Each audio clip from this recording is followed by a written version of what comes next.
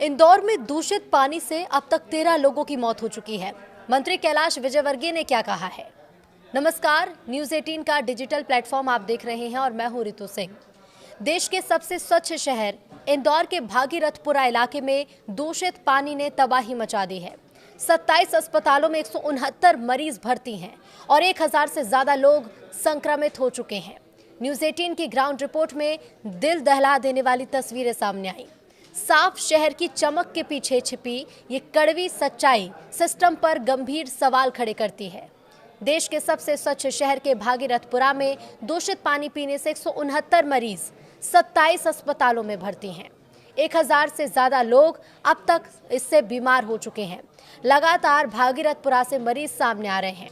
परिजनों के बयानों के आधार पर जो मरने वाले लोग हैं उनकी संख्या 13 तक पहुंच चुकी है। दूषित पानी की वजह से हो रही मौत के बीच भागीरथपुरा में हाहाकार मचा हुआ है। न्यूज़ 18 की टीम उस गली में पहुंची जो सबसे ज्यादा प्रभावित है। लोगों का कहना है कि आज भी यहाँ पानी आया लेकिन हमने भरा नहीं। करीब 6 महीने से गंदे पानी को लेकर शिकायत कर रहे हैं। इसी गली में रहने वाली सीमा प्रजापत के अस्पताल ले जाते वक्त मौत हुई थी। लोगों ने बताया कि उल्टी दस्त की वजह से वो बीमार हुई थी। सीमा प्रजापत का परिवार बहुत दुखी है। उन्हें समझ ही नहीं आ रहा कि अचानक क्या से क्या हो गया। भागीरथपुरा की गलियों से रोने की आवाजें। गली में घर के बाहर बैठे एक बुजुर्ग अम्मा मिली जिनकी आंखों में आंसू थे, हाथ में दवाई थी। उन्होंने कहा कि 25 साल का बेटा बीमार है लेकिन मजबूरी में कमाने गया है क्योंकि मुझे उल्टी दस्त हो रही है। हम रोज कमाते हैं, रोज खाते हैं, दवाइयाँ तो मिल गईं, शाम को लेकिन क्या खाएं। और बस इतना बोलते ही वो बुजुर्ग महिला रोने लगी। उसने कहा कि हमें पानी पीने से डर लगने लगा है। हमारी गलती क्या थी? हमने तो सिर्फ पानी पिया था। गलियों से दर्द की अलग अलग तस्वीरें सामने आ रही हैं। किसी की आंखों में आंसू हैं, किसी की आंखों में खोने का गम है तो कोई घर पर अकेला है। एक गली में 2 मासूम बच्चे मिले जिनका नाम गुरुतम पंथी 10 साल और अवनी पंथी जिसकी उम्र 8 साल थी। तीसरी कक्षा में बच्ची पढ़ती है और घर के बाहर दोनों मासूम बच्चे बैठे हुए थे।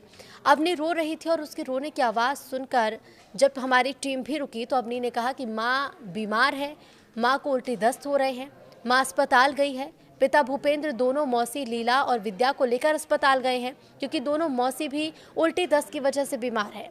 घर पर ये 2 बच्चे अकेले थे जिन्होंने कहा कि हमें डर लग रहा है, माँ की याद आ रही है। सिर्फ ये एक नहीं बल्कि ऐसी कई तस्वीरें हैं जो भागीरथपुरा के लोगों के दर्द और उनकी पीड़ा को बयां करती हैं।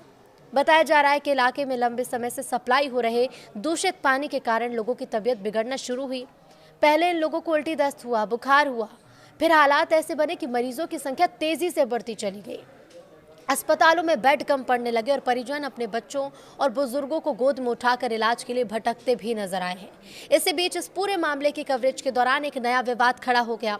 पत्रकारों के सवाल पर कथित तौर पर अपशब्द कहने के आरोप के बाद नगरीय प्रशासन मंत्री कैलाश विजयवर्गीय ने इस पर सफाई दी है। 200 लोग हॉस्पिटलाइज हो गए, करीब 198 जी। अभी डेंजर जोन में कोई भी नहीं है। एक वेंटिलेटर पे है, बाकी वो भी ठीक है। हमारी कोशिश है कि लोगों की जान बचाना। जो आर्थिक रूप से कमज़ोर लोग हैं उनकी मदद भी करेंगे। सरकार के अलावा समाज की तरफ से भी हम मदद करेंगे। किसी भी व्यक्ति को जो इस एपिडेमिक के कारण प्रभावित हुआ है उसको किसी भी प्रकार की तकलीफ़ नहीं हो। आज हमने उनकी भी सूची बना ली है जिन्होंने हॉस्पिटल के अंदर इलाज कराया और पेमेंट किया है। उनके भी हम सूची बना के उनको भी चेक हम आज शाम तक या कल सुबह तक बांट देंगे। डेट को लेकर क्या है? क्योंकि बहुत देखिए ऐसा है, हाँ ऐसा है कि आधिकारिक रूप से जो मुझे जानकारी अधिकारियों ने दी है वो 4 दी है एपिडेमिक के कारण, पर यहाँ पर 9 की जानकारी आई है। हम देख लेंगे, अगर ऐसा हुआ तो 9 लोगों को भी मुख्यमंत्री की घोषणा के अनुसार हम राशि बांटेंगे। हम 13 लोगों की मौत की बात जो सामने आ रही है। नहीं 13 नहीं है, 13 नहीं। मतलब बीमार कितने टोटल लग रहा है? मैंने बताया ना आपको कि 200 लोग भर्ती हैं सर, एक 198। मंत्री ने सोशल मीडिया प्लेटफॉर्म एक्स पर पोस्ट किया और लिखा कि वो और उनकी टीम पिछले 2 दिनों से बिना सोए प्रभावित इलाके में हालात सुधारने में जुटे हैं। कैलाश विजयवर्गीय ने लिखा कि दुख और तनाव की स्थिति में मीडिया के सवालों पर उनके शब्द ठीक नहीं निकल पाए, जिसके लिए वो खेद व्यक्त करते हैं। उन्होंने ये भी कहा कि सरकार की प्राथमिकता पीड़ितों को बेहतर इलाज उपलब्ध कराना है और हालात को जल्द से जल्द सामान्य करना है। फिलहाल प्रशासन द्वारा पानी की सप्लाई की जांच, वैकल्पिक व्यवस्था और इलाके में स्वास्थ्य शिविर लगाए जाने की बातें कही जा रही हैं, लेकिन जिन परिवारों ने अपनों को खोया उनके लिए ये घोषणाएं अब सवालों के घेरे में हैं।